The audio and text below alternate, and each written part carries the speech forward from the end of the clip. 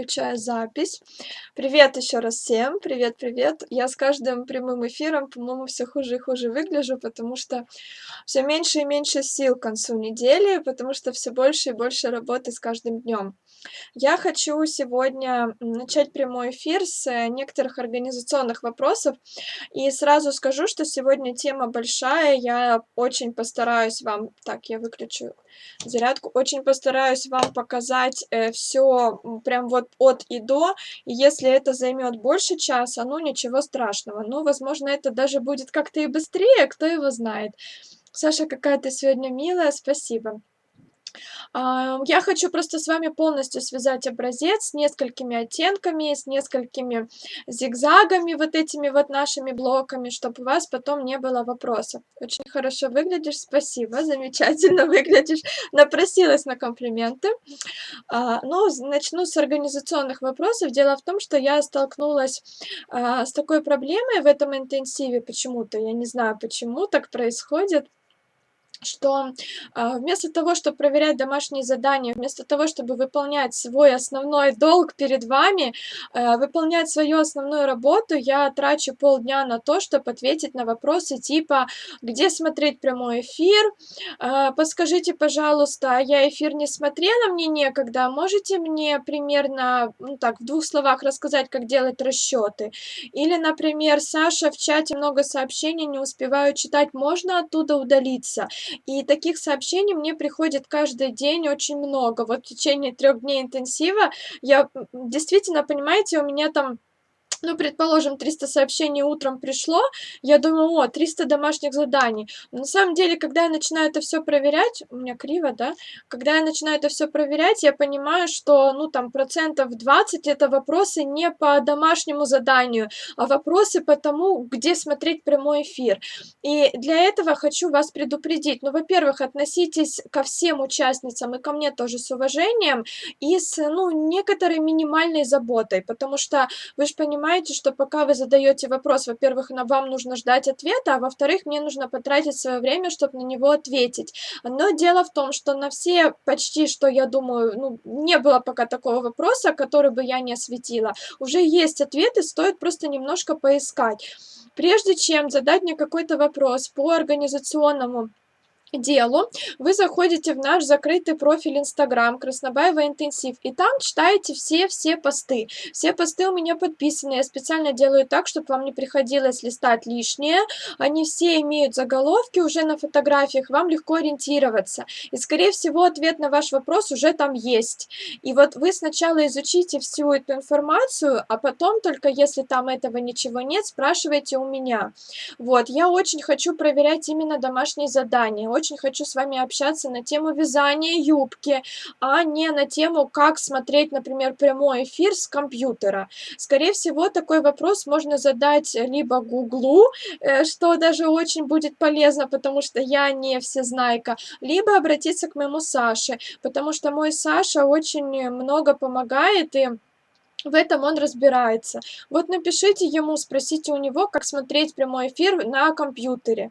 Потому что, ну, повторюсь, я лучше потрачу это время на ответ какой-нибудь девочке по поводу ее расчетов.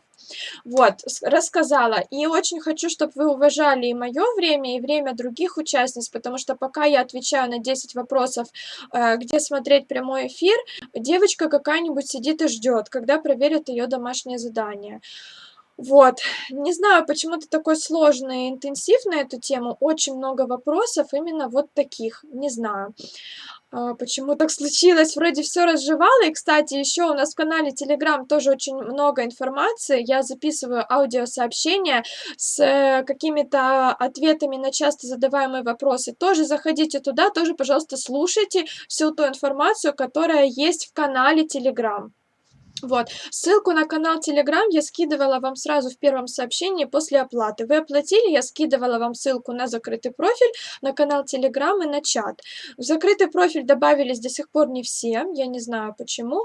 В канал Telegram не добавилось очень много человек, мне не написали в Телеграме очень много человек. Я еще вывешу отдельный красный список тех, кто еще не добавился, потому что у нас заканчивается практически первая неделя, а, ну, еще не все ориентируются. Так, давайте я почитаю тут немножко и начнем. Будем вязать очень быстро, буду рассказывать быстро. У нас самое интересное сегодня — это интарсия, как вязать интарсию. Обожаю смотреть прямой эфир Саши, а потом еще пару раз на ютубе пересматриваю. Спасибо.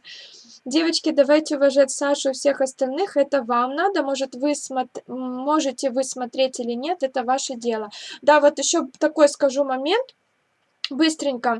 Мне тоже вот пишут почему-то, что Саш, некогда смотреть эфир, расскажите вкратце. Ну, понимаете, мне кажется, что это тоже неуважение ни ко мне, ни к другим участницам, потому что, ну, если у вас нет времени смотреть прямой эфир, то почему у меня есть время повторять дважды?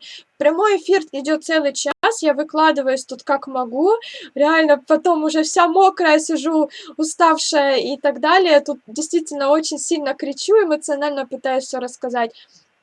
И потом второй раз я не хочу рассказывать вам, что и как было в эфире. Вот зайдите все-таки, посмотрите. Поставьте на скорость побольше, полистайте, там, не смотрите приветствия, не смотрите концовку, но посмотрите все-таки то, что я говорю в эфире, и не спрашивайте у меня то же самое.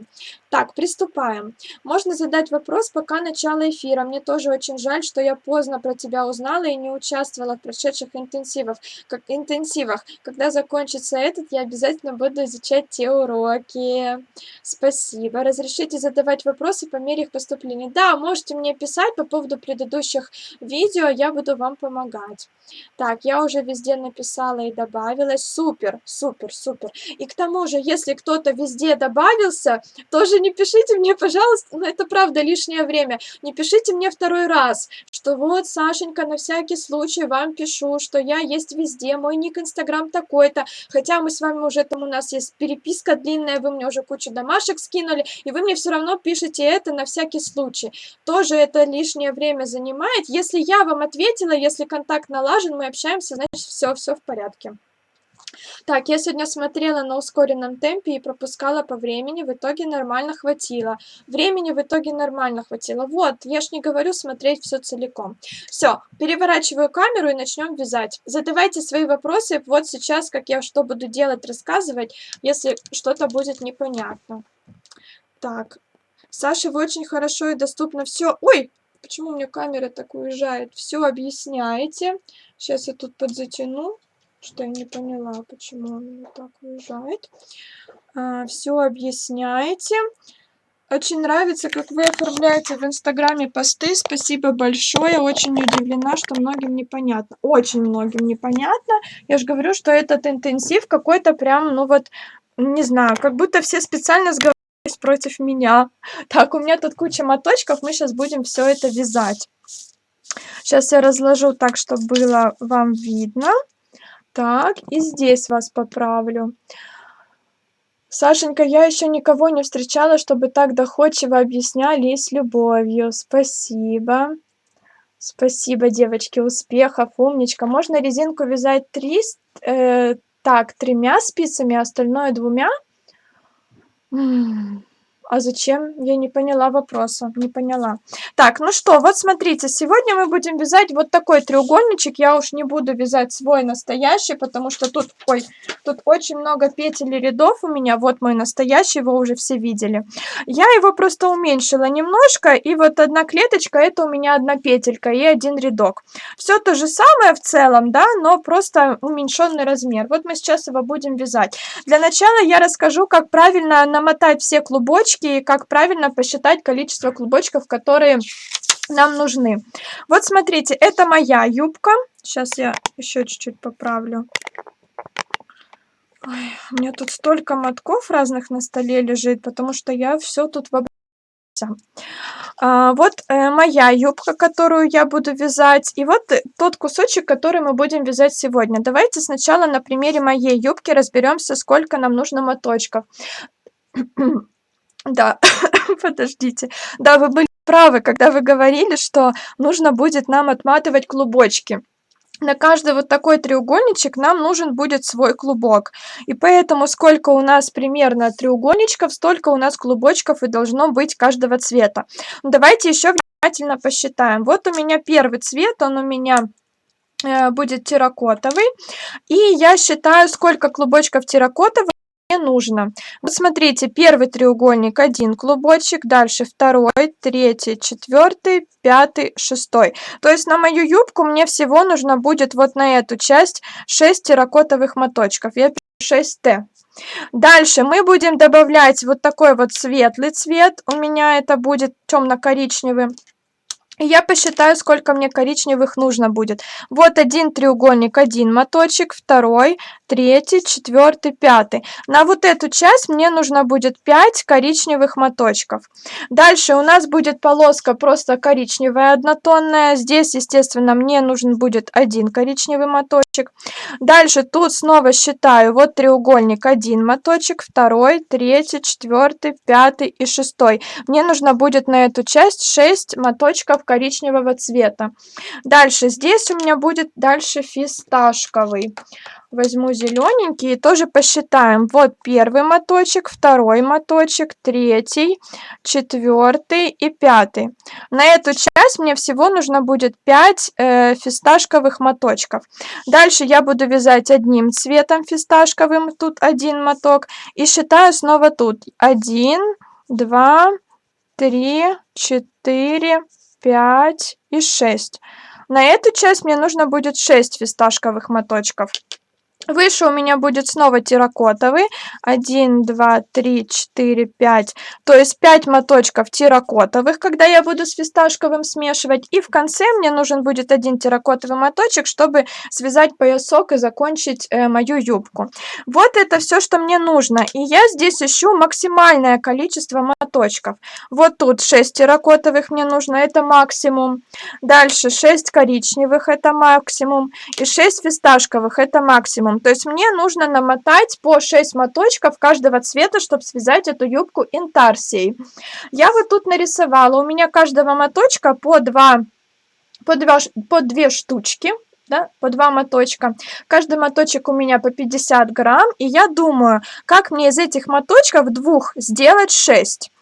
И из одного моточка я могу взять 2 ниточки. Одну ниточку я могу взять из серединки, одну ниточку я возьму с начала моточка. Вот у меня уже будет 2 конца, и этими 2 концами я могу вязать 2 разных треугольника. Точно так же из этого моточка возьму ниточку из серединки и точно так же с начала. То есть всего у меня уже есть 4 моточка. 1, 2, 3, 4. Но мне нужно 6. Поэтому еще из каждого моточка я намотаю по одному клубочку. Давайте так нарисую. Из этого намотаю и из этого по одному клубочку. И тогда у меня всего получится 5 и 6. Всего у меня получится 6 моточков, 6 концов ниточек для того, чтобы вязать вот эти мои треугольники. Так, я немножко вот так подправлю еще. Вот это понятно? Скажите, как посчитать? Если у вас один моток, тогда, значит, вы берете 2 конца с этого мотка и наматываете еще дополнительно 1, 2, 3, 4 моточка. Как мне посчитать, сколько моточков мне нужно? Один у меня 50 грамм. Из одного я намотаю 3 штучки. Ну, не намотаю, да, буду вязать с 3 концов. Поэтому я 50 делю на 3, у меня получается примерно 17 граммов. То есть мне нужно с каждого моточка, с этого и с этого, намотать маленький клубочек по 17 граммов каждый. Вот так. Естественно, для этого нужны весы обязательно. Я вот себе уже заранее намотала, я сейчас покажу. Например, вот возьмем коричневый цвет. У меня есть 2 моточка. Одну ниточку я буду брать из серединки, вторую ниточку я буду брать вот с начала моточка. Дальше здесь в этом у меня тоже есть ниточка из серединки и есть ниточка с начала. Вот у меня 4 ниточки уже есть. И еще я намотала по 17 грамм. 17, да, по 17 грамм 2 клубочка. Вот у меня один клубочек и вот у меня второй. И таким образом у меня 6 ниточек для того, чтобы вязать мою интарсию. Так я поступила с каждым цветом. Если у вас нет весов, и если пряжи у вас очень мало, ограниченное количество, и вы прям совсем волнуетесь, что ее не хватит, тогда советую вам связать образец из вот такого маленького треугольничка. Вот чисто вот этот треугольничек вы свяжите. Ну, любой, неважно какой, у вас есть уже расчеты, все это записано, просто свяжите треугольник. Даже не надо и какой-то квадрат вязать. Прям треугольник, просто добавляйте петельки вот так, как они у вас идут. И после этого, не обрывая ниточку, вы распустите этот образец. Отметьте, сколько метров у вас ушло на вот этот треугольник, и тогда вы можете посчитать, по сколько метров вам отмотать, чтобы вам точно хватило на каждый треугольник. У меня мама сделала так, у моей мамы есть весы, но она говорит, мне лень было за ними идти. У меня всего лишь один моток каждого цвета 100-граммовый. И она говорит, я просто быстренько связала треугольник, быстренько распустила, померила, отмотала сразу 6 моточков, и все, и супер. То есть не обязательно иметь весы, можно просто вот такой малюсенький образец связать и посчитать в метрах. Так, все понятно. Я планирую на весах взвешивать, это хорошо. Связала образец, сохнет, но уже вижу, что начало связано рыхло, а середины плотнее. Измерять буду середину, но все равно переживаю, вдруг ошибусь с расчетами. Вяжите новый образец. Вяжите новый образец обязательно, потому что образец это полдела. Образец и расчеты это полдела, полуспеха. Так, посчитали, посмотрели, все понятно. Давайте теперь разберемся с этим малипусечкой, который мы сегодня будем вязать. У меня вот есть 3 цвета. Вот такие, я буду их вязать, и давайте посмотрим, сколько моточков каждого цвета мне надо. Здесь у меня 1, 2, 3, 4, то есть мне нужно 4 розовых моточка. Дальше вот такой светлый, ну будем называть его белый. 1, 2, 3, 3 моточка у меня должно быть белых. Здесь у меня 1 белый. Еще раз 1, 2, 3, 4, тут у меня уже 4 белых моточка. И зеленых мне нужен 1, 2 и 3 моточек. 3 моточка мне нужно зеленых. Вот, все это мы посчитали. Смотрите, я уже для себя все намотала. Тут у меня какие-то остаточки, я что-то распускала. Вот мне нужно 4 беленьких. 1, 2, 3, 4. Вот они у меня есть. Дальше мне нужно 4 розовых. Вот у меня 4 розовых есть. И 3 зелененьких. Вот 3 зелененьких. Это вам или пусечки, думаю, хватит. 3 зелененьких. Готово. Мы с вами начинаем вязать резинку. Вот где моя вот эта вот штучка. С вами начинаем вязать резинку. Резинку столько рядов, сколько у вас по плану. Вот я связала резинку розовым цветом. Ну, у меня так по плану запланирован розовый цвет. И дальше нам нужно начинать вязать вот этот треугольник. Весов нет, буду вязать треугольник. Вяжите. Если в 2 нити, ну тогда, значит, думайте, умножайте все на 2 и точно так же считайте. Так, начинаем. Смотрите, я вяжу с серединки вот этого образца, вот этого рисуночка. Мне так удобнее, вы можете вязать сначала, не имеет никакого значения, но тогда вы должны нарисовать свою юбку именно так, как вы будете ее вязать. Либо у вас полтреугольника по краям, либо целый треугольник, и тоже количество моточков будет уже, может, другое. У меня вот так выглядит моя юбка, поэтому так я ее и рисую. Вот, первый ряд у нас начинается лицевой, и мы будем вязать в эту сторону. Вот он сюда. Я ставлю стрелочку, мы будем вязать вот так, и это мой первый ряд. И давайте сразу посмотрим. Я здесь напишу расшифровку, что зачем мы будем вязать. Смотрите, я вяжу 1, 2, 3, 4. 4 петельки розовые. Потом 1 петелька у меня белая. Я вот прям так буду писать разными цветами. Дальше я буду вязать 1, 2, 3, 4, 5, 6, 7, 8. 8 петелек розовых. 1 петельку белую. И тут у меня, помним, 2 крупных треугольника. То есть я еще раз свяжу 8 петель розовых, 1 петельку белую. И в конце я свяжу 1, 2, 3, 4 петельки розовые. Вот тут в конце. Еще раз, вот 4 розовые, 1 белая, 8 розовых, 1 белая, 8 розовых, 1 белая и 4 розовых. Все это есть у нас вот тут. Давайте начнем. Так, сюда возьму свои клубочки. Давайте начнем. Кромочную я снимаю. Кромочные, помните, мы добавляли дополнительно. И вяжем 4 розовые. Лицевыми вяжем все лицевыми. 1, 2, 3, 4. Это наш первый лицевой ряд. Связали 4 розовых. Нам нужно связать 1 белую. Я беру белый клубочек И просто вот так вот на пальчик кладу нить, просто приставляю его без ничего, никак не закрепляя, просто вяжу одну белую, вот так. Потом мы это все закрепим, дырочек у нас не будет, не переживайте. Дальше у меня 8 розовых, но я не вяжу этим моточком, потому что у меня не жаккард, а интарсия. Я беру новый розовый моточек. Точно так же просто на пальчик вешаю нитку и вяжу 8 розовых. Раз, два, три, четыре, 5, 6, 7, 8. Одна белая. Снова беру новый моточек. Снова просто на пальчик накладываю и вяжу одну белую. Дальше у меня снова 8 розовых. Я беру очередной новый моточек и вяжу 8 розовых. Раз, два, 3, 4, 5, 6, 7, 8. Дальше у меня белый. Я беру опять новый моточек. Вяжу один белый. И в конце у меня 4 розовых. Вот у меня 4 петельки осталось. Я беру последний свой 4-й розовый моточек. Вот он. И вяжу 4 розовые. Раз, два, 3, 4. На первом этапе важно не запутаться и обязательно добавить все моточки, которые у нас будут в работе. Переворачиваем. Теперь у нас изнаночный ряд. Сейчас я покажу, что мы делаем, потом чуть позже отвлекусь на ваши вопросы. У нас изнаночный ряд. Мы его будем вязать уже по схеме в другую сторону. Вот эту. Это наш второй ряд. И давайте запишем, что мы будем вязать здесь. Мы начинаем вязать 3 розовые. Читаем мы уже в другую сторону. 3 розовые. Дальше у нас 1, 2, 2 белые. Дальше 1, 2, 3, 4, 5, 6. Теперь уже 7 розовых и снова 2 белые. Опять 7 розовых, 2 белые. И в конце вот 1, 2 белая. В конце 1, 2, 3, 4. В конце 4 розовые. Тут мы уже вяжем все петельки изнаночными, потому что у нас лицевая гладь. Лицевая гладь у нас как вяжется? Рядок лицевыми, рядок изнаночными. Первую я снимаю, как обычно, это кромочная.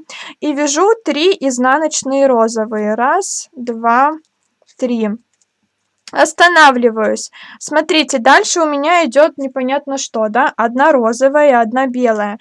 У нас треугольничек белый расширяется, поэтому все правильно. Сейчас над этой розовой одну белую. Рабочую нить розовую я вот так вот прокладываю просто вдоль вязания.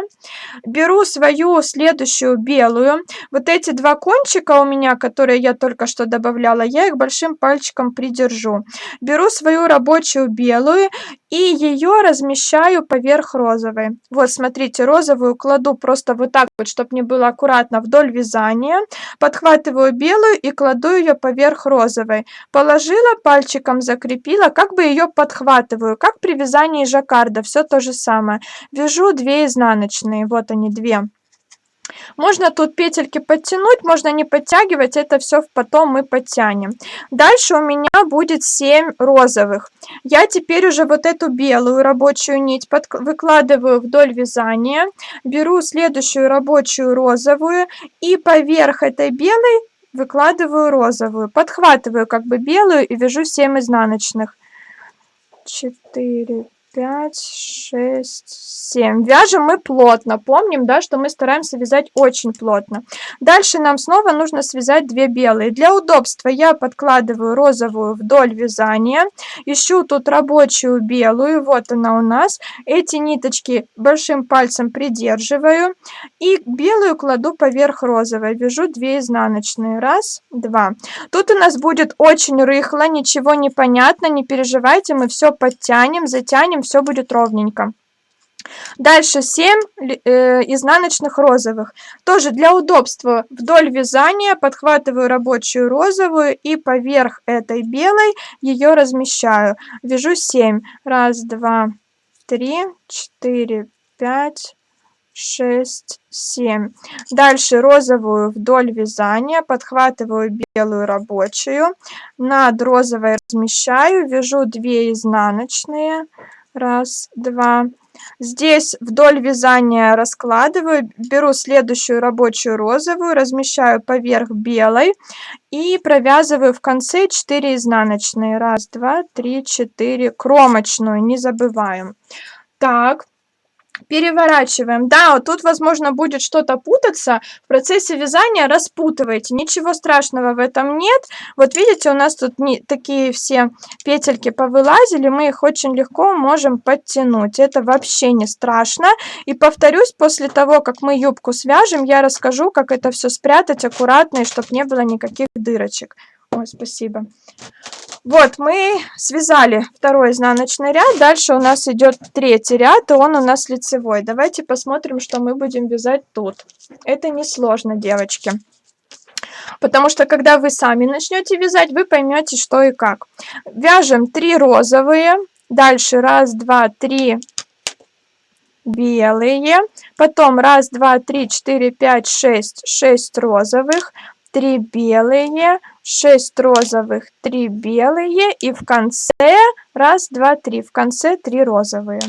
Вяжем, опять первую я снимаю, 3 розовые вяжем, 1, 2, 3. Вот снова, видите, у нас розовая осталась, мы ее должны связать белой.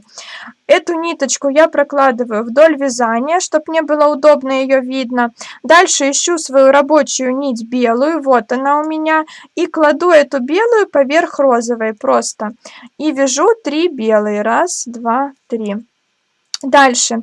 Снова эту белую вдоль вязания я переворачиваю все на изнаночную сторону, чтобы мне было хорошо видно, какую конкретно нить мне цеплять. Ищу тут рабочую свою нить, вот она, розовая, ее подтягиваю. Сейчас уже желательно все подтягивать, чтобы дырочек не было, и вяжу 6 петель. 4, 5, 6. Дальше. Просто уже автоматом прокладываю розовую вдоль вязания, ищу свою рабочую, вот она у меня длинная рабочая, поверх розовой ее кладу и вяжу 3 белые.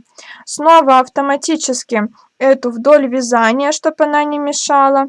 Ищу свою рабочую розовую, видите, эта розовая у меня тут хочет, но она предыдущей моей, с предыдущего треугольника. Вот моя рабочая нынешняя. Кладу поверх белой и вяжу 6 петель. Так, снова вдоль вязания розовую ищу, это не подходит, вот это. Подтягиваю, кладу поверх розовой и вяжу 3 белые. Дальше вдоль вязания ищу свою следующую, это не подходит, она у меня правее.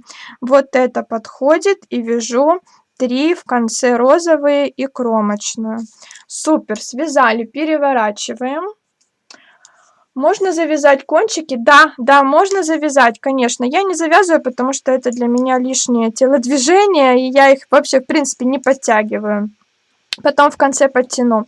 Так, следующий наш ряд, это 4-й, у нас будет изнаночный. Здесь мы уже вяжем 2 розовые, 1, 2, 3, 4 белые, 1, 2, 3, 4, 5, 5 розовых, 4 белые, 5 розовых, 4 белые, и в конце 1, 2, 3, в конце 3 розовые.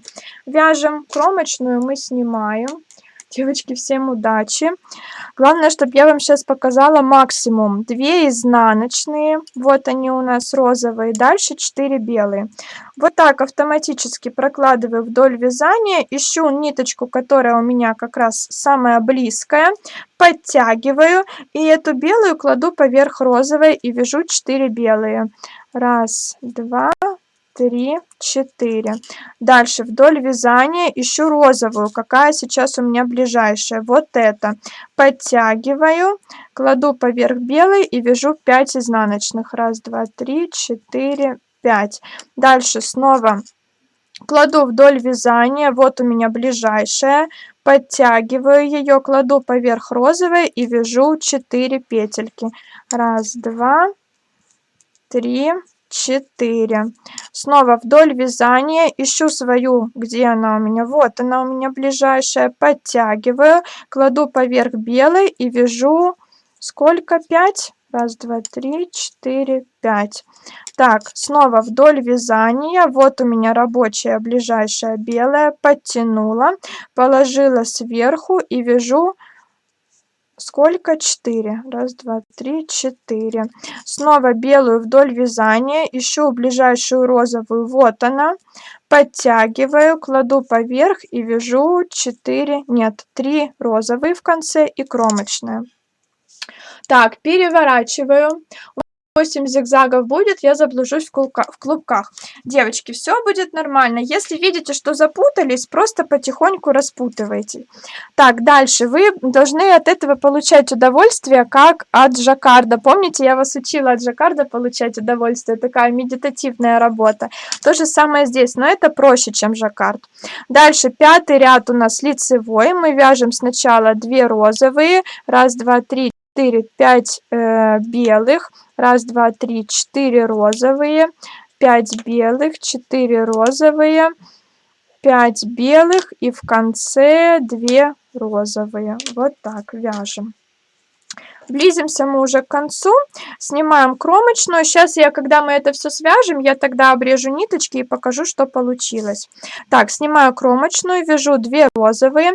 Если вы заметили, мы всегда не довязываем одну петельку, что на изнаночной стороне, что на лицевой. Можно даже сюда не смотреть, это не писать, это я пишу для вас. Мы всегда не доходим до конца, одну петельку оставляем и начинаем вязать ее всегда новым цветом. Вот у меня белый, подхватила и вяжу 1, 2, 3, 4, 5. Дальше кладу вдоль вязания, ищу ближайшую розовую. Вот это. Подтягиваю и вяжу 1, 2, 3, 4 розовые. Вот одну розовую оставляю, кладу вдоль вязания, ищу ближайшую. Это далековато. Вот это как раз то, что надо. Кладу поверх розовой и вяжу 5 белых. Дальше вдоль вязания раскладываю, ищу розовую. Вот она, подхватила, подтянула и вяжу 1, 2, 3, 4 розовые. Вдоль вязания положила. Это далековато. Вот моя рабочая. Подхватываю и вяжу 1, 2, 3, 4, 5. В конце 2 розовые.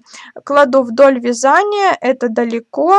Вот моя, которая мне нужна сейчас. Подтягиваю, вяжу 2 розовые, кромочная. Готово. Вот у нас уже вырисовываются треугольники. Так, снова переворачиваю, еще чуть-чуть осталось. Давайте довяжем. 6-й ряд, это у нас изнаночный. Мы вяжем 1 розовую. 1, 2, 3, 4, 5, 6. 6 белых, 3 розовые, 6 белых, 3 розовые, 6 белых и в конце уже 2 розовые. Вот так. Снимаю кромочную, вяжу 1 розовую, как у меня тут написано, изнаночной. Не путаемся, да, смотрим, где лицевой, где изнаночный. Кладу вдоль моего вязания, вот моя белая, подтягиваю, кладу поверх розовой и вяжу 6 белых. 1, 2, 3, 4, 5, 6. Кладу вдоль вязания, вот моя розовая, она тут рядом, подтянула и вяжу 3 розовые. 1, 2, 3. Дальше кладу вдоль вязания, беру белую, подтягиваю, кладу поверх розовой и вяжу 6 изнаночных белой. 1, 2, 3, 4, 5, 6. Дальше кладу вдоль вязания, ищу ближайшую, вот она, подтягиваю, кладу поверх белой и вяжу 3 петельки. 1, 2, 3. Снова вдоль вязания, белую подхватываю, подтягиваю, кладу поверх розовой, вяжу 6. 1, 2, 3, 4, 5, 6. Снова вдоль вязания, вот моя розовая, подтянула, положила поверх белой, 2 розовые вяжу, кромочная. Так, ну вот видите, у меня не сильно путается, я бы не сказала, что у меня тут катастрофа, в целом ничего не мешает. Так, перевернула еще 2 рядочка, и мы будем отрезать ненужные ниточки. Это будет 7-й ряд. Мы вяжем 1 розовую, 1, 2, 3, 4, 5, 6, 7. 7 белых, 2 розовые, 7 белых, 2 розовые, 7 белых, и в конце у нас будет уже 1 розовая. вяжем. Я почитаю потом, что вы пишете, не хочу сейчас отвлекаться от процесса. Так, вот розовая 1, дальше 7 белых, снова кладу вдоль вязания, ищу ближайшую белую, вот, подтянула, кладу поверх розовой и вяжу 7. Раз, два, три, 4, 5, 6, 7. Дальше кладу вдоль вязания, ближайшая розовая у меня вот, подтянула, вяжу раз, 2.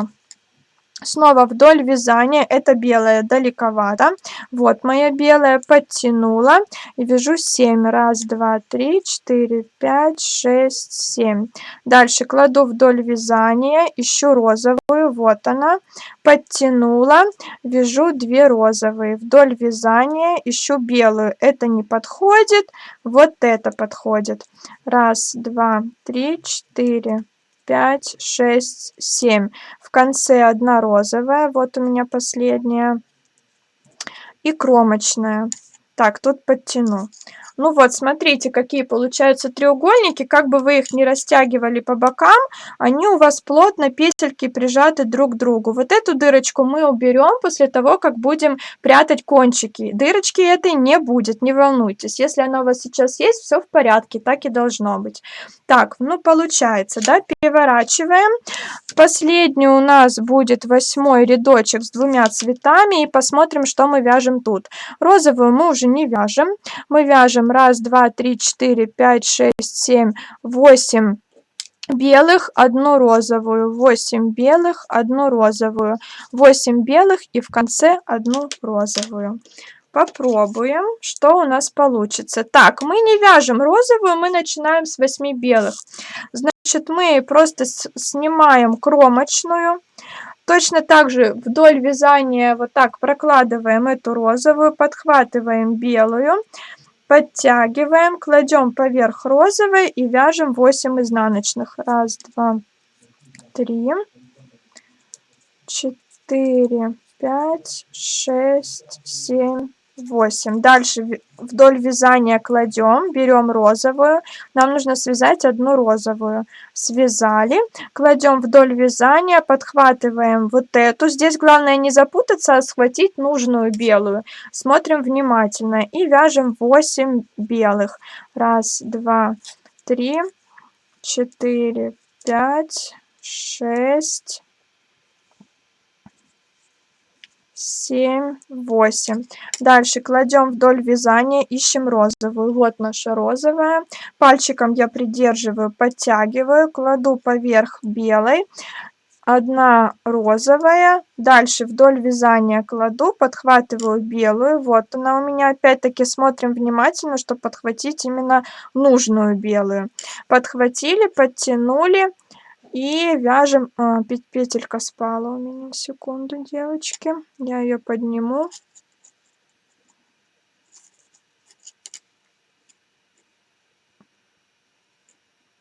Ай, поднимайся. Так, вот, подняла. Вот, подхватываю нужную белую, подтягиваю и вяжу 8 белых. 1, 2, 3, 4, 5, 6, 7, 8. Дальше кладу вдоль вязания, подхватываю розовую, вяжу розовую изнаночную, вот она одна в конце, и кромочную. Готово. Сейчас, девочки, мы можем...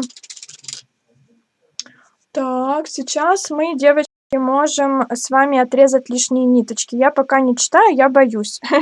Боюсь, что вы меня сейчас будете ругать, что ничего не понятно. Так, вот что у нас получилось. Треугольнички хорошо видно. Давайте теперь сторону и все лишнее отрежем. Если у вас здесь между треугольниками больше, чем 2-3 рядочка вы вяжете одним цветом, то я вам советую даже вот эти светлые ниточки тоже отрезать. Отрезаем все, оставляем только лишь одну вот эту белую, которую мы сейчас будем вязать просто одним белым цветом несколько рядов. То есть если у вас тут рядов много, оставляем только одну рабочую белую, все остальное отрезаем. Отрезаем, вот я сейчас тоже отрежу, чтобы с вами вместе ножницами, главное. найти. Сейчас, девочки, секунду.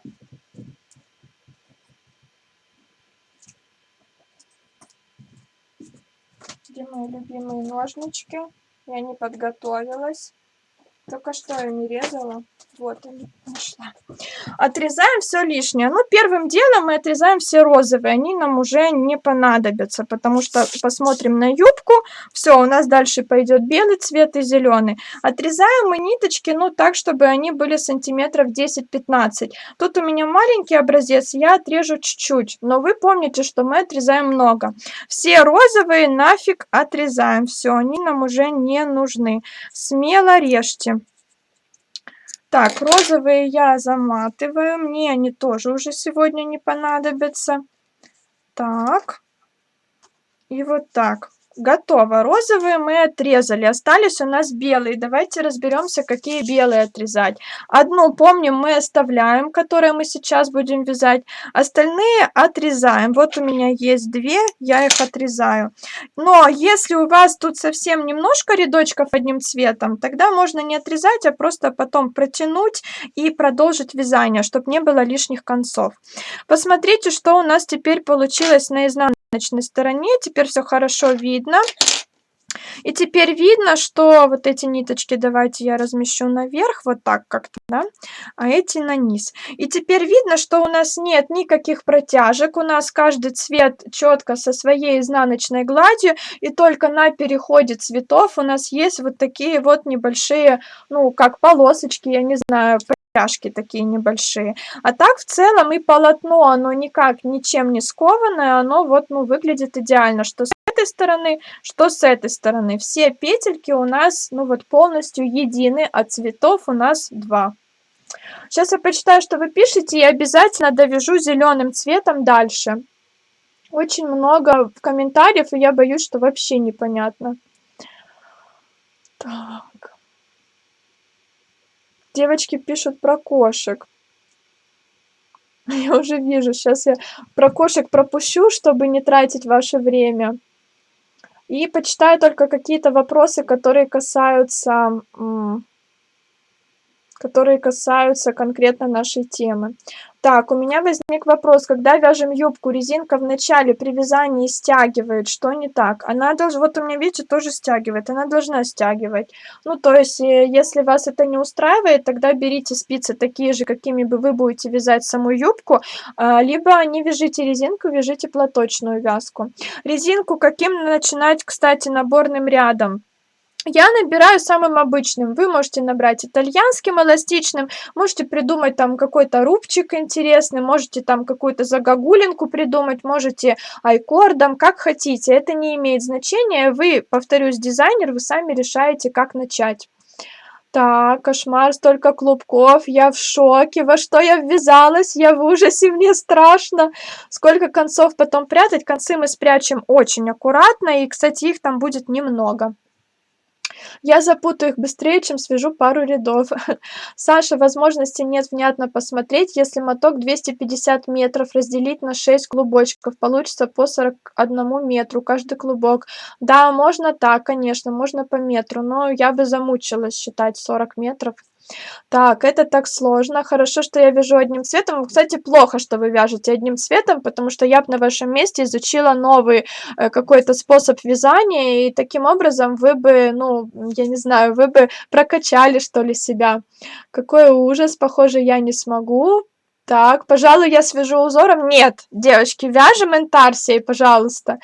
Я собираюсь вязать в 4 нити, уже представляю, как я сижу вся в нитках. Вам нужно сделать так, чтобы у вас 4 нити уже были в одном клубочке. Вам не нужно 4 клубочка. Замотайте так, чтобы сразу из одного шло 4 нити. Смогут все, девочки, не сдавайтесь, все получится. Несложно, жаккард сложнее. Вот, я знала, жаккард сложнее, правда. Еще я 2 юбки хотела, основное слово хотела. Ни за что не сдадимся, спасибо, девочки, за то, какая красота в конце получится. Нормальная подстилка у меня для собаки получится.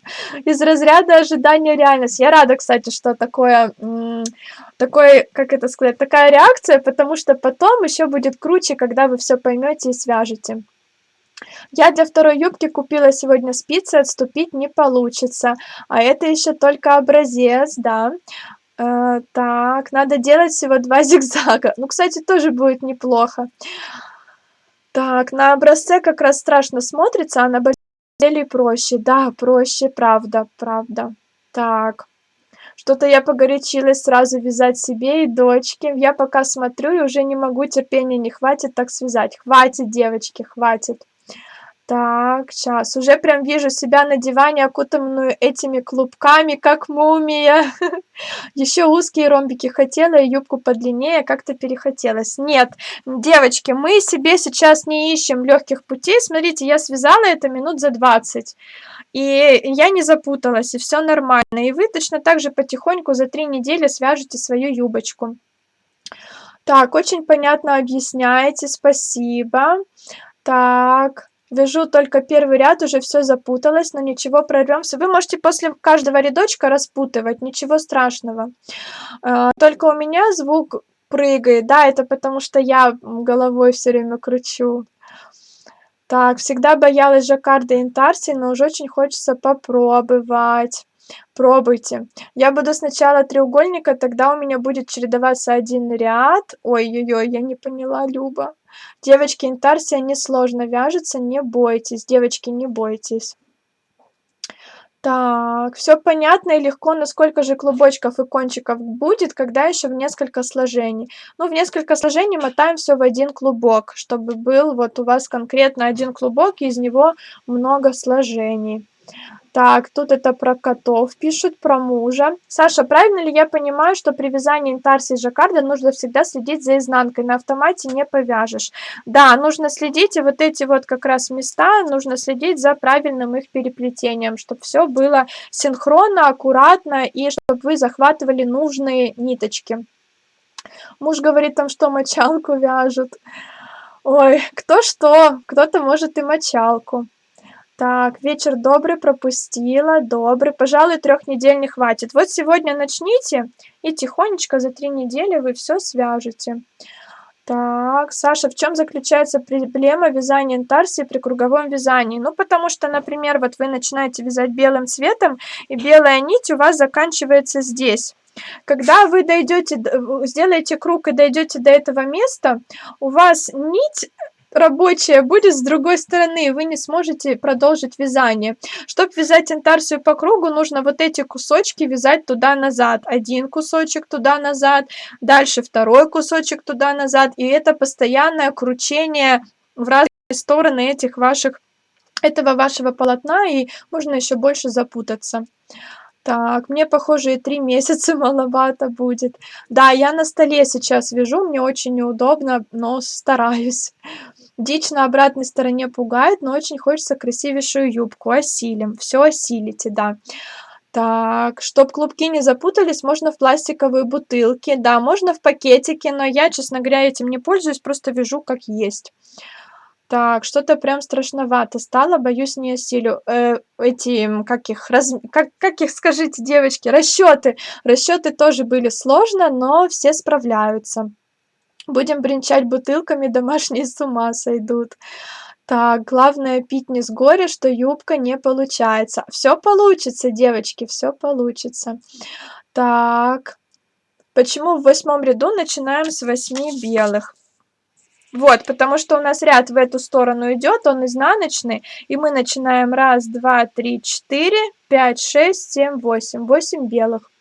Как можно увидеть, что взяли именно эту нитку, а не другую, которая ближе к вам сейчас к вязанию, и смотрим, чтобы у нас вот здесь не было никаких протяжек. Вы когда начнете вязать, вы поймете, какая нитка у вас рабочая. У вас вот петля, например, видите, сейчас вот это у меня здесь будет рабочая нить, потому что если мы ее подтянем, именно вот эта петля и будет подтягиваться.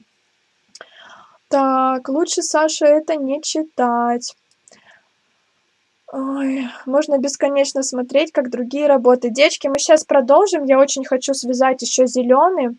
Я думаю, это когда смотришь и не вяжешь, то сложно. Если смотреть, да, и вязать, то просто. Просто, да. Не понимаю паники, ведь ничего ужасного, сложного Саша не покажет. Все понятно и осилит каждая. Ой, Аня, спасибо. О боже, я так люблю жаккард и интарси, но никогда не вязала. Вот, свяжите сейчас. Так. Обычно в интенсивах на этом моменте мы вяжем, но в этом рука не поднимается. Паники нет, есть небольшая истерия. Все понятно. Саша, не читай. Так, круто получилось, все понятно, но очень страшно запутаться. Истерия. Все понятно, Саша, все хорошо, просто нужно пробовать и терпение, все получится. Все понятно, но страшно. Резинка, какой размер спиц? Такой же, как и сама юбка? Нет, резинку мы вяжем спицами на диаметр, либо на полдиаметра тоньше, если вы хотите, чтобы она держала форму. Так, все понятно, все понятно. Если у меня на зигзаг 37 петель, значит, с краю 18, одна центральная, 36. Да, верно. Можно моточки взвешивать поровну. Да, об этом я говорила в начале. Завтра пораньше встану, начну вязать.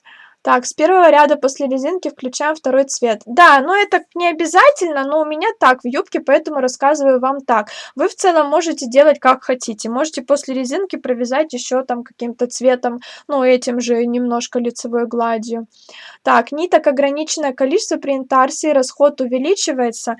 Ну, не увеличивается, честно, увеличивается, ну, вот на вот такие кончики. В целом не увеличивается. Вы же видите, тут нет протяжек, поэтому расход такой же. Саша, ты резинку как будешь набирать? Самым обычным способом. Сашуля тоже пока в шоке, надо еще раз пересмотреть и вникнуть. Наталья, вы все поймете точно. Тоже захотелось в интенсив. Ой, Люда, присоединяйтесь, я скучаю. Саша, хочу вопрос по краю юбки. Лучше итальянским набором сделать или резинку? Как хотите, девочки, как хотите. Здесь нет какого-то одного правильного решения. Так, на хвостике много в итоге уходит? Нет, не у меня маленький образец, а вы представьте, ваши треугольники будут большие, и хвостиков на самом деле очень мало. Я вам потом покажу юбку с изнаночной стороны, готовую, может быть, давайте завтра, и вы поймете, что там совсем немного хвостиков. Александра, вы чудо, все понятно, аккуратно, любовь в каждом вашем слове и деле, с радостью освою новый опыт. Ой, спасибо. Мне пряжа только 3-го придет, и я опаздываю, но надеюсь, успею сдать ДЗ. Все успеете, да. Образец с интарсией не нужно, но если вы хотите попробовать свои силы, потренироваться, тогда вяжите для себя. Можете мне тоже скинуть. Но в целом домашнее задание у нас какое? Это начать вязать и скинуть мне начало вашего вязания, чтобы я уже четко знала, что процесс пошел. Так, расчеты ерунда по сравнению с началом работы, потом втянемся. Девчули, шаг с расчетами прошли, значит, уже отступать поздно, справимся. Да, справимся. С протяжками нельзя, девочки, с протяжками нельзя, потому что будут ужасно длинные протяжки, и смысл приходить на интенсив про интарсию и вязать потом ее с протяжками. Не-не-не, не вяжем с протяжками. Саша, я вяжу под эфир уже второй ряд, все норм, девочки, все получится. Вот, супер. Так, резинка по плану 5 сантиметров, но так как вязала на спицах меньшего диаметра, получилась резинка 4. Нужно добавить пару рядов? Ну, добавьте, да. Но в целом можно потом добавить их вот сюда, вот в пояс, выточки. Когда мы сделаем расчеты для выточек, у нас еще может там немножко поменяться длина юбки, поэтому, ну, не знаю, подумайте, если вам принципиально важно, добавьте. Если не сильно, ну, тогда ничего страшного. Так, можно на другой пряже попробовать и вам скинуть. Да, конечно, да-да-да, скидывайте. Давайте я продолжу вязать, и мы потом еще начнем следующий эфир, я закончу. Пока еще есть 7 минут. Ну вот, все ниточки мы обрезали, мне нужно связать теперь 2 рядочка одним цветом. Вот эту ниточку я не отрезала, та, которая у меня идет с крайнего треугольничка, ей я сейчас вязать и буду. Кромочную я сниму я ее вот этим цветом розовым, чтобы у меня все аккуратно было. И продолжу вязать вот этим своим белым 2 рядочка, один ряд лицевыми петельками, другой изнаночными. Просто вяжем, это как раз та самая часть, которая вот вставка между треугольниками одноцветная. Просто все петельки подряд вяжем лицевыми, тут ничего сложного нет, главное не отрежьте ниточку от вот этого первого клубочка. Ну, зачем нам лишний кончик, да, когда можно воспользоваться и им. Если у вас 2 рядочка вот тут между зигзагами, или у вас вообще нет вот такой однотонной полосочки, тогда вы можете вот эти белые не отрезать, а просто потом их протянуть наверх, вот эти белые, просто протянуть наверх и продолжить вязать ими. Но я все-таки отрезаю, так аккуратнее будет изнанка. Так, Саша, ты космос. У меня спицы и так 2,5. Можно резинку пониже этим же номером? Можно, девочки, можно. Подскажите, при объеме бедер 108, 5 зигзагов не будут сильно полнить? Сделала расчеты на 7. Не знаю, какой вариант лучше. Крупные полосы, крупные зигзаги, точно так же, как и очень мелкие полосы и мелкие зигзаги, не полнят. Крупные наоборот, девочки, поэтому не боимся. Это не значит, что они вас будут полнить. Они наоборот вас немножко сузят. Так, вот связала я 2 рядочка, готово. Дальше буду вводить новый зеленый цвет. Здесь я уже ничего писать не буду. Я сейчас буду просто вязать без подглядывания. И дальше у меня идет зеленый цвет. Я специально посмотрю, как тут с чего начинать, потому что тут мы начинаем теперь с белого. Теперь вот этот розовый треугольник у нас вяжется белым цветом, а белый цвет у нас вяжется зеленым. Ну, я думаю, что вы разберетесь. Итак, что мне тут нужно связать? Это 4 белые петельки. 1, 2, 3, 4. И дальше я ввожу зеленый цвет. Просто вяжу одну зеленую петельку. Тут, когда мы начинаем вводить новый цвет дальше, я советую вам еще внимательно просто для себя, вот так вот пальчиком провести по вот этой лицевой петельке и проверить, в правильном ли месте мы начали вязать, чтобы это было четко по центру. Вот моя петелька центровая, и я проверяю, чтобы это тоже было четко по центру. Ну, мало ли, вдруг вы там в процессе вязания запутаетесь и не там начнете. Дальше я беру следующий новый белый клубочек и вяжу 8 белых. 1, 2, 3, 4, 5, 6, 7, 8. Ой, подождите, я вяжу... Подождите, я взяла, да, новый?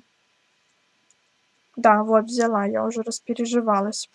Так, снова беру следующий зеленый, вяжу лицевую зеленый, проверяю, чтобы у меня тут все по центру было. И беру новую белую и вяжу 8 белых. 1, 2, 3, 4, 5, 6, 7, 8. Беру последнюю зеленую. Сейчас я переключу новый эфир. В этот раз в интенсиве не участвую, просто села послушать, соскучилась. Все очень интересно, всегда хотела понять интарсию. Сашенька, не волнуйся, все очень понятно. Девочки, вы справитесь. Спасибо, Оля, большое. Сижу вся в пряже, мотаю моточки и молюсь, чтобы малышка от мультиков не отвлеклась. Беру я последний, видите? Беленький клубочек и вяжу в конце 4 лицевые, кромочная. Готово. Вот я ввела 3, у меня будет 3 зигзага. Вот смотрите, 1, 2, 3. 3 треугольничка зелененьких. Я ввела в работу 3 новых моточка. Здесь у меня будет 4 белых. Вот я отметила 1, 2, 3, 4. И 4 моточка я ввела. Вот все, с чем я сейчас работаю. Сейчас переключу прямой эфир новый, и мы продолжим. Саша, правильно ли я понимаю, что по всей юбке нужно по 12 моточков каждого цвета? У меня это по 6, вот я посчитала. У меня 6, у меня не 12, смотря сколько у вас зигзагов. Это я объясняла в начале, посмотрите повторы и еще раз посчитаете. Так, переключайтесь, я сейчас включусь заново.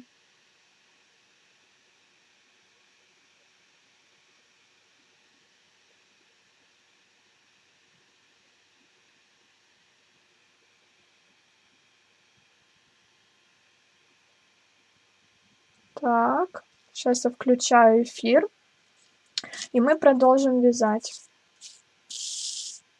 Так, начался прямой эфир. Сейчас я подожду, пока девочки подключатся, пока здесь вот посмотрите на это безобразие, которое у нас на изнаночной стороне. Так, подключайтесь. Супер, продолжим. Дальше. Здесь у меня изнаночный ряд. И помним... Ой, что-то у меня тут какая-то царапка. И помним, что мы не довязываем одну петельку вот этого цвета нашего основного и добавляем следующий цвет на вот эту петельку. Поэтому я тут уже сюда не смотрю, просто буду вязать не глядя. Снимаю, провязываю, оставляя одну петельку белую. Вот я оставила. Ну, если подсмотреть, то вот как раз 3 белые у меня. Кладу вдоль вязания, подхватываю я свою зеленую. Зеленую кладу поверх белой и вяжу 2 зеленые. Раз, два. Дальше зеленую вдоль. Ищу нужную мне белую. Вот она у меня нужная белая. Внимательно смотрим. Кладу поверх зеленой. Тут подтяну. И вяжу, оставляя одну белую. Так, рябь. Нормально все с качеством, девочки? Так, кладу вдоль вязания, подхватываю зеленую, кладу поверх белой и вяжу 2 зеленые. Раз и два. Эти можно подтянуть, можно завязать узелочки. Так, кладу вдоль вязания, подхватываю белую, кладу ее вдоль зеленой, вернее на зеленую, да, вяжу белый, оставляя одну петельку. Так, приветик, оставила. Дальше вот беру зеленую свою, кладу ее поверх белой и провязываю 2 зеленые изнаночной. Дальше кладу ее вдоль вязания, беру, вот видите моя белая, вот это значит, вот это я сейчас буду вязать, потому что я тяну ниточку и у меня подтягивается моя следующая петелька, значит это нужный мне моточек. Вяжу до конца, в конце провязываю кромочную, переворачиваю. Так, рябь, это, видимо, в начале что-то было. У меня еще, кстати, может такое с телефоном быть. Так, поняла, по 6 моточков. Мы же нижние и верхние зубцы будем от одних и тех же моточков вязать. Верно, да, нам не нужно слишком много наматывать. Мы будем пользоваться тем, что есть. Так, дальше снова вяжу я тут, оставляя одну белую петельку, вот оставила, буду вязать ее зеленой. Ищу, подхватываю зеленую, подтягиваю. Главное подтянуть, девочки. Если не будете подтягивать, у вас будет все очень рыхло, некрасиво. Помним, что вяжем мы плотненько, для того, чтобы наша юбка хорошо сидела, чтобы не растягивалась. Дальше вяжем снова белыми. Так. Дальше кладу вдоль, ищу, подтягиваю, она хорошенько у меня подтянулась, чтобы все петельки плотненько ложились. Дальше вдоль вязания. Вот эту нитку, видите, я тяну, и у меня подтягивается вот эта петелька. Значит, это не та, которая мне нужна. Убираю, ищу ближайшую. Вот это кончик, вот моя ближайшая, я подтягиваю ее и подтягивается моя следующая рабочая петля. Значит, это та нить, которая мне нужна. Вяжу, вяжу, вяжу, оставляю одну. Так, подтягиваю зеленую и вяжу 3 зеленые. Если у вас вот такое произошло, что-то туда непонятное совсем, то мы подтянем сзади ниточку и все непонятное уйдет. Вдоль вязания кладу, ищу нужную мне нить, вот это подтянув, посмотрела, чтобы моя рабочая петелька подтянулась. Вот видите, непонятное что-то вылезло, просто зеленую ниточку сзади подтягиваем и все исчезает. Думаю, так, девочки, читаю, что вы пишете. Левши есть? Так, есть левша. Будут ли проблемы? Думаю, нет. Но мой мозг не сразу соображает в зеркалку переводить. Девочки, насчет левшей не знаю, не подскажу, потому что я, ну, как понимаете, правша, и мне очень сложно вам что-то объяснить, как это будет у вас. Муж, глядя на мой умный вид, с которым я смотрю эфир, спрашивает: вы интегралы учите? Ой, часто мужья говорят, что какая-то очень сложная высшая математика, эти расчеты вязальные, и тоже смеются, что зачем так усложнять. Ну, на самом деле, это все несложно и очень даже логично. Так, ну, я думаю, что вы сейчас будете просто следить за моими действиями, что я делаю, если вам будет видно. А я уже сильно комментировать не буду, постараюсь читать, что вы пишете. Я вот, как всегда, не довязываю одну петельку, кладу вдоль вязания, подхватываю следующую, кладу поверх и вяжу этим зеленым цветом до конца. Вот пока я все зеленые не свяжу. Дальше кладу вдоль. Подхватываю нужную мне белую. Как вот тут найти нужную белую?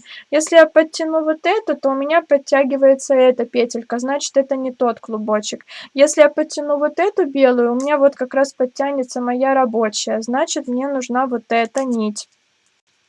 Вяжу белой, не довязывая до конца одну петельку. И все то же самое. Так, читаю, читаю. Я левша, но вяжу как правша. Какой ужас! А что ужасного? Высшая математика, пусть они думают, что мы суперумные. Конечно, так и должно быть. Так, он помогает, не смеется, говорит: слушай, слушай, вот, молодец. Передавайте ему от нас большой привет от девочек. Муж Светланы, вам привет. Юля, вам везет, а я вяжу левой. Ой, у меня были такие девочки в интенсиве, но они, ну, как-то сами соображали, как это вязать в зеркальном отражении. Так, переворачиваю и вяжу дальше. Мне так нравится, хочу быстрее начать. Саша, спасибо, что знакомишь с новой техникой вязания. Ура! Ура, я очень рада. Оставляем одну, кладу вдоль вязания, ищу свою зеленую рабочую, подтягиваю, кладу поверх белой и вяжу до тех пор, пока зеленые петельки не закончились. Закончились. Опять кладу вдоль вязания, ищу, это мне не подходит, она далеко, вот это. Кладу на зеленую и вяжу, оставляя одну белую. Готово. Кладу вдоль вязания, беру свою зеленую, подтягиваю и вяжу до тех пор, пока зеленый не закончится. Если вы не можете вязать вот так вот без выкройки, как это сказать, без схемы, да, тогда вяжите по схеме, вяжите, продолжайте считать, смотреть и не запутаться, потому что будет очень обидно, если вы где-то одну петельку не провяжете, и потом вам придется все распускать. Лучше тогда следите за тем, что вы вяжете, без самодеятельности, как говорится. Ну, просто у меня это уже все на автомате, поэтому учу вас тоже понимать, что происходит конкретно на вязании, на вязаном полотне, не заглядывать в шпаргалку. Так, вот эти дырочки, это нормально, мы их уберем после того, как свяжем полностью целиком нашу юбку. Здесь мы все уберем так, что вообще ничего не будет заметно. Не переживайте, потому что я уверена, что все начнут пугаться, что у меня тут дырки. Вот, дырки должны быть, это нормально. Ну вот, видите, главное тут, когда мы начинаем вводить следующий цвет, начать его не с краю, а с середины, чтобы у нас эти зигзаги сохранились. Потому что можно ошибиться и можно, ну, понимаете, да, сделать такие ромбы. Ромбы, а не зигзаги. Ну, хотя ромбы тоже хорошо, но мы же хотим зигзаги, правильно? Так. Читаю, читаю. Чем больше смотрю, тем больше понятнее. Спасибо, Сашенька. На большом полотне проще будет. На большом гораздо проще, девочки. Вот смотрите, мы уже с вами связали половину. На большом гораздо проще, и там будет меньше вот этих вот концов, меньше, мне кажется, вот этих вот передвижений, не знаю, как это сказать, перемещений, потому что петель больше, зигзаги шире, и вы реже будете, вот не то, что я сейчас, а реже будете этим заниматься. Так, в принципе, все по рисунку видно, верно? Только в начале идею уловить. Точно, да, вот это как раз я и хотела вам передать, что не обязательно постоянно смотреть схему и записывать каждый ряд. Я правильно понимаю, что сейчас зеленая нить это по схеме как белая, а розовая это белая? Да, четко. Вот прям идеально, да, верно. Так, мне тоже все нравится и все понятно. А можно выбрать любой узор или только лицевой гладью? Можно любой узор, девочки, какой хотите. Свяжите сначала образец, посмотрите, как это будет выглядеть, понравится вам или нет, и вяжите. Можно любой узор, точно так же, как и можно любой рисунок. Вот у нас зигзаги, а вы можете так вязать таким способом абсолютно все, что хотите. Очень красиво, вот, кстати, девочка у нас одна хотела в интенсиве, очень красиво леопардовые такие пятна. И все это можно вязать именно таким способом. Посчитайте количество моточков, которые вам нужны вот на одной линии, посмотрите, сколько у вас будет переходов. Намотайте эти моточки, нарисуйте схемку и потихонечку вяжите, и все получится. Так, мы уже почти довязали. Видите, тут все очень просто, даже не обязательно смотреть в схемку. И главное, вяжем плотно. Я стараюсь это повторять постоянно, потому что если начнете рыхло вязать, то юбка у вас будет вся светиться, во-первых, а во-вторых, будет быстро растягиваться. Так, вот это не наша нить, вот это наша нить.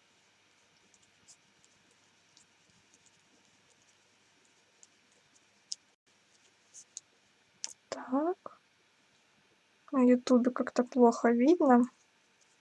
Не знаю, мне тут так все видно, а на ютубе как-то плохо. Так, что у нас тут? Подтянем. Продолжим. Мне как мама в 7 лет научила, так и вяжу, выбора не было. А, это по поводу левши, да? Я левша, мама, когда учила меня, забила на зеркалку на первом же уроке. Вяжу как правша, крючком левой. Ух тышка, прикольно. Так, тут смотрите, у нас уже пойдут зеленые. Мы снимаем, смотрите, мы уже, получается, довязали. Я же не отмечаю ряды, просто вяжу. Вот смотрите, 11 минут прошло, и я связала, получается, один зигзаг уже. Это очень интересное и увлекательное вязание. Хочется, чтобы все получилось. Все получится, особенно если есть желание. Ну, на изнаночной стороне легче, да, показывать, что происходит у нас, как эти ниточки переплетать. Вот, смотрите, зеленая это мне не подходит, я ее убираю. Беру вот следующую зеленую. Есть, конечно, соблазн тут протянуть вот эту зеленую, связать все одной нитью с небольшими протяжками, но это будет жаккард. А мы учимся вязать интарсию, поэтому вяжем так, как и предыдущие ряды. Так, у меня на работе девочка-левша вязала, не переворачивая вязание. Круто! Это такой фокус просто вперед и назад. Обалденно! Я бы тоже так хотела. У нас вся лаборатория ходила смотреть, как это она так умудряется. Вот это здорово! Вот смотрите, тут можно легко запутаться и взять вот эту нить. Но мы смотрим, что эта нить относится к этому треугольнику, она не наша сейчас. Нам нужна вот эта нить от следующего треугольника. И я ее обязательно размещаю поверх рабочей вот этой белой. Ух ты, никогда не задумывалась, как вяжут левши. Для меня сегодня открытие. Надо к экрану ставить зеркало, тогда и смотреть, как вязать. Вот точно. Так, я благодарна судьбе за то, что на моем пути встретилась такая умничка, как Сашенька. Ой, спасибо. Мне все очень повезло, спасибо. Мне очень повезло, спасибо, Сашенька, за все. Приятно. Вот тут в конце не забываем, не халтурим, провязываем эту одну петельку белой, не нужно ее зеленой провязывать ни в коем случае. Хотя и кажется, да, что там одна петля. И кромочная. Переворачиваем. Вот по одной белой осталось. Все, значит, белые могу отрезать. Давайте их отрежем с превеликим удовольствием, да, чтобы у нас осталось поменьше ниточек. Я отрезаю здесь небольшие, оставляю отрезки. Ну, во-первых, потому что мне, в принципе, этот образец не нужен. Но и когда вы будете вязать юбку, отрезайте, ну, вот примерно вот так. Примерно 10-15 сантиметров. Так, и тут тоже отрезаю. Убираю моточки и здесь тоже отрезаю. Вот как здорово. Сейчас у нас все будет видно. Если где-то совершили какую-то ошибку, связали не тем цветом, это будет очень заметно, очень, поэтому перевязываем, распускаем, перевязываем. И зеленые нам тоже можно отрезать, потому что нам нужна сейчас только вот эта зеленая нить, потому что ей мы свяжем еще пару рядочков, а вот эти зеленые отрезаем, они нам тоже не нужны. Так, вот у меня тут раз и 2, да, готово. Ну, как бы так показать, чтобы вам было видно. Ну, вот опять смотрите, вот эти зеленые треугольники, вот, они как изнаночная гладь. Нет никаких протяжек, ничего не стянуто, просто красивая изнаночная гладь. Ну и вот эти все кончики мы с вами попрячем. На юбке их не будет так много, потому что юбка у вас больше, и сами зигзаги будут больше, поэтому не будет казаться, что тут прям слишком много ниток лишних. Переверну. Вот у нас с лицевой стороны выглядит вот так. Сейчас я провяжу еще 2 рядочка зеленым. Снимаем тут ниточку мы белым цветом, чтобы у нас все было красиво. И дальше я свяжу 2 рядочка зеленым. Вот здесь советую вам все-таки узелки не завязывать, потому что вы их завяжете, вам потом придется их развязывать. Нам нужно будет вот эту дырочку убрать, мы здесь делаем некоторый маневр. И если вы завяжете вот эти 2 ниточки, то этот маневр сделать уже будет нельзя, и нужно будет ниточки, ну, этот узелок развязать. В принципе, можно узелок завязывать, но вот так вот, чтобы он не был слишком затянут, вот так, достаточно, чтобы его можно было потом легко распустить уже в самом конце, когда мы с вами будем, ну, завершать вязание юбки, будем оформлять изнанку красиво, вставлять резинку и так далее. Так, если не смотреть в Инстаграме, тоже зеркально. Не, в Инстаграме зеркально, когда снимается на фронтальную камеру. Сейчас камера основная, поэтому никакой зеркальности нет. Если не смотреть на схему, то я понимаю, каждый раз нужно захватывать одну петельку при смене цвета. Да, и об этом я как раз говорила, да. Главное правильно мотки отмерить, чтобы ниточек хватило. Смотрите, если у вас не хватает пряжи, если закончилась нить и нужно добавить там с какого-то другого моточка, тогда вы обязательно добавляйте, вернее, оставляйте концы вот здесь, на стыке 2 цветов. Не оставляйте посерединке. И здесь на стыке мы сможем потом спрятать эти концы. Либо с краю вот здесь оставляйте, чтобы мы спрятали это в шов. Если вы где-то вот тут оставите 2 конца, то тут будет узел, и это будет некрасиво. Оставляем только на стыке 2 цветов. Тоже ничего страшного нет, не пугайтесь, не волнуйтесь, если вдруг так произойдет, что у вас не хватит ниточки и придется ну, новую, да, подставлять. Ничего, спрячем, какие эти все концы, спрячем, все будет незаметно.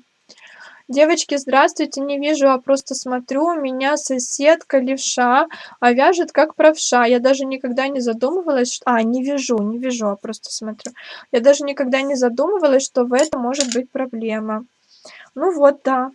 Так, связала я. Давайте я закрою петельки и еще поотвечаю на ваши вопросы, хотя мы уже 1,5 часа вяжем, но если они есть, то хотя бы дочитаю, да, что вы мне пишете. Если они есть, то поотвечаю. Так, и здесь. Я связала, ура, я так рада. Самое, шебуршит, самое главное я вам показала. Как говорится, чиста. Я все вам показала. Сейчас я закрою петельки, чтобы уже красивый был образец. А вы пока пишите свои вопросы, если они есть. Завтра с вами мы сделаем расчеты на юбку-карандаш и на расклешенную юбку. А в понедельник мы с вами сделаем... Не, в понедельник у нас будет другой эфир. В понедельник мы будем разбирать сложные моменты, потому что, мне кажется, выточки в понедельник рассказывать это уже слишком рано будет. Еще наверняка не все свяжут юбку за выходные, и просто потом этот эфир забудется, и будет вам сложно. Лучше будем двигаться постепенно к концу. В понедельник мы разберем сложные моменты, скорее всего, они будут, и, скорее всего, мне будет что вам рассказать нового, потому что наверняка какие-то, ну, заминки будут, наверняка я придумаю, что, чем еще дополнить мой рассказ, потому что вы для меня как оценка, да, моей деятельности. Если я вижу, что вы делаете домашки правильно, ошибок нет, значит, я рассказала все хорошо. Если какие-то есть ошибки или там какие-то постоянно одинаковые вопросы, значит, я что-то недорассказала. И тогда моя задача вам это дорассказать. Вот как раз в понедельник мы будем дорассказывать то, что вы не поняли. А еще в понедельник я хочу обсудить методы повышения эффективности. Я вам обещала в этом интенсиве рассказать, как повышаю эффективность я. Поэтому думаю, что полчасика мы на это выделим. Саша, это идея с леопардовыми пятнами. Да, это все вяжется интарсией. Сашенька, очень жду ответа в Телеграме. Хочется определиться с образцом и в бой. Хорошо, девочки, я обязательно отвечу.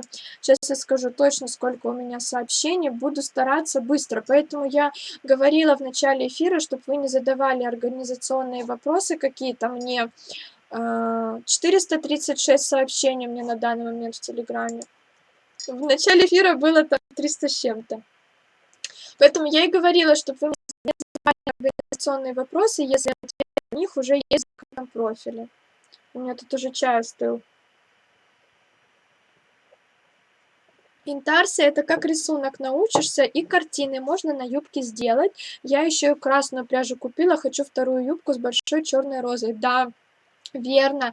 И потом, знаете, модные такие были в 90-е, мне мама вязала постоянно во всех этих журналах, там типа Сандра, какие там еще были журналы, подскажите, Верена. Еще какой-то там был журнал, были вот эти все свитера, где из разных кусков разными цветами такие вот какие-то картины типа. Это очень круто, и оно такое какое-то разнообразное, все было яркое, насыщенных всяких таких кислотных цветов. И вот это все интарсия. Вот этим способом вы все это можете вязать. Ну вот, я связала свой образец. Вот у меня такая малипусечка, юбочка получилась. Давайте, наверное, как-то вот так. Вот, малипусечка юбочка получилась вот такая. Тут шов, мы потом этот шов будем сшивать. И все очень видите, если мы растягиваем, то вот в этих местах ниточки скреплены хорошенько. Ну, с изнанки вы видели все. Так, красотища. Зачем такие большие концы оставлять? Чтобы потом у нас в процессе носки ничего не вылезло. Вы представьте, как будет обидно, если вы будете... Надета на вас будет юбка, потому что юбка это все-таки не свитер. У меня опять, да, криво. А предположим, что где-нибудь на попе у вас образуется дырка.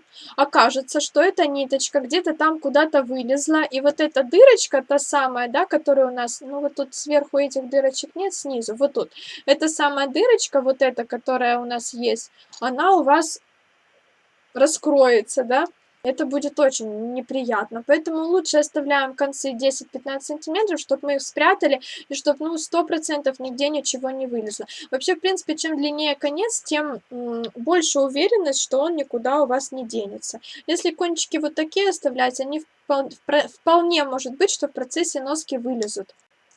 Если у вас совсем мало пряжи, оставляйте 10 сантиметров, этого будет достаточно. Ну вот 10 сантиметров, где-то вот так, да. Так, очень красиво, Саша, теперь все понятно. Супер, круто получается. Мини-юбка для куклы, все понятно. Спасибо большое за ваш труд. Саша, все понятно. Спасибо за такие подробные уроки. Пойду клубочки мотать. Не терпится уже начать эту красоту вязать. Мне тоже надо начинать свою юбку вязать. Я тоже не хочу быть в отстающих. Более 30 лет назад, мне было 18, вязала себе джемперы, кокетку как раз вязала со сменой цвета и не подозревала, что есть техника такая. Марина, то же самое со мной. Я уже эту историю рассказывала. Я много раз эту интарсию вязала. Для меня это совершенно несложная техника. И, ну, я не понимаю, какие могут быть сложности в этом. Но как-то мне девушка спросила, а вы вяжете интарсии? Типа, умеете ли вы, владеете ли вы этой техникой?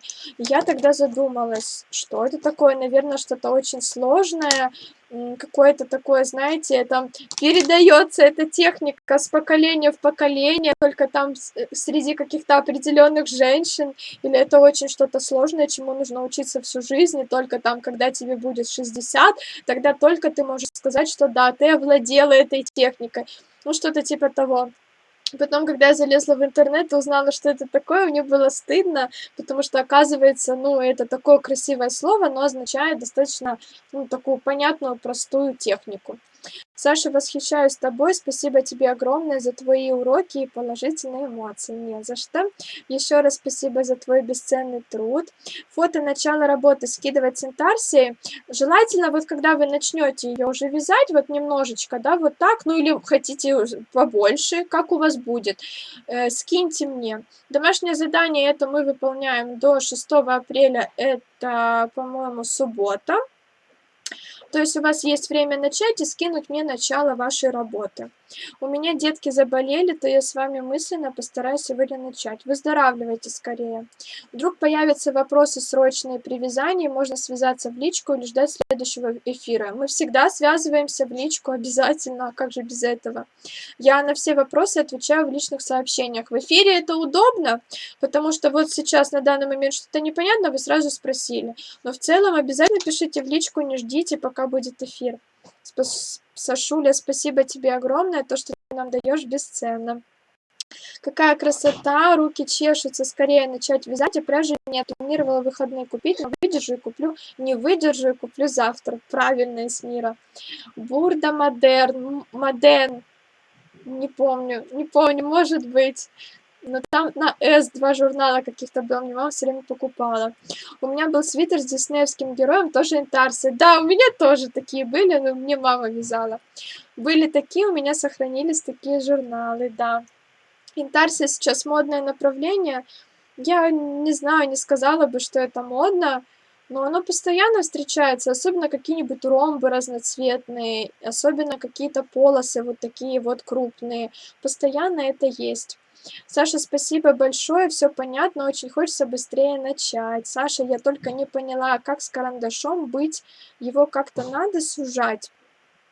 Завтра мы сделаем расчеты на карандаш, и вот как раз-таки, если у вас будет интарсия плюс карандаш, тогда вам нужно, как и в лапопейсе мы делали, мы в лапопейсе рисовали клин вот такой с узором и со всеми убавками. Вам нужно будет тогда в этой юбке, в карандаше связать не один раппорт вверх, а все 3 раппорта связать вверх и добавить те самые убавки. Убавки в карандаше у вас будут идти внутри зигзага, например, вот здесь, и они будут незаметны. Но все равно зигзаг с каждым этапом у вас будет все меньше и меньше по количеству петель. Завтра мы сделаем расчеты, и я, наверное, может, в понедельник или как-то, я даже не знаю, или завтра, может, подготовлю. Давайте завтра подготовлю какой-то пример и покажу, как с этими убавками правильно распределить наш узор. Так, есть такая Леснякова, по-моему, вот она вяжет картины известных художников. Ухтышка на кардиган. На кардиганах и вообще вещах. И стоимость кардигана у нее 150 тысяч. Есть куда расти. Ну, это, конечно, большой труд. Вязать до какого момента тогда пока? Завтра сделаем расчеты, Ань, свяжи резинку. Завтра сделаем расчеты, и ты все посчитаешь с карандашом, потому что в карандаше у нас идут прибавки сначала, потом мы вяжем прямо вверх, а потом идут убавки. То есть мы сразу вот с первых рядов мы уже будем там увеличивать. Саша, какие глаза, красивый макияж, только сейчас заметила. Спасибо, Кристина. Большое спасибо за труд, все понятно. Спасибо за эфир. Я в надежде, что все по ходу процесса разберусь. Да, сейчас можно все найти в интернете, а тогда и журналы-то были недоступны. Это да, поэтому все скупалось. У меня ж мама, извините, я так отвлекаюсь, но столько всяких тем интересных затронули. У меня ж мама, она тоже все по журналам вязала, все модели смотрела, не было интернета. Постоянно, знаете, были такие даже журналы черно-белые, какие-то были. Извините, я не знаю, вы, наверное, точно знаете, потому что разных возрастов меня смотрят девушки. Были такие какие-то журналы черно-белые, такие вот с газетной бумагой, и там была какая-то рубрика. Там типа вязание или рукоделие, и там какие-то модели появлялись, и вот мама тоже это все вырывала, эти листы, хранила, складывала, и постоянно у нее очень много этого всего добра было, только сейчас она потихоньку это начала выкидывать, потому что, ну, нет уже смысла это держать. Вот. Очень огромные стопки этого всего были, и меня это с детства окружало. А вот недавно, и она до сих пор, кстати, и вот предыдущие годы до сих пор этим всем пользовалась. Вот недавно я открыла такую вещь, как Pinterest. И она теперь, ну, ей главное нужно было идею какую-то поймать, словить, а как вязать, это она уже сама разбиралась, описание ей не важно.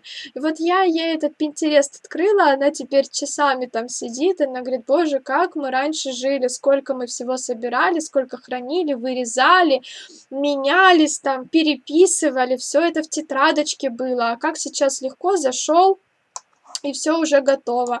Вот, поэтому сейчас она пользуется "Пинтерестом" и потихоньку выкидывает эти журналы, к сожалению. Ну, какие-то цветные, красивые, классические модели, все это у нее есть, а вот то, что старое-старое, еще до моего рождения, все уже Сабрина, вот, да, Сабрина, точно, спасибо. И интарсия в моде, и орнаменты.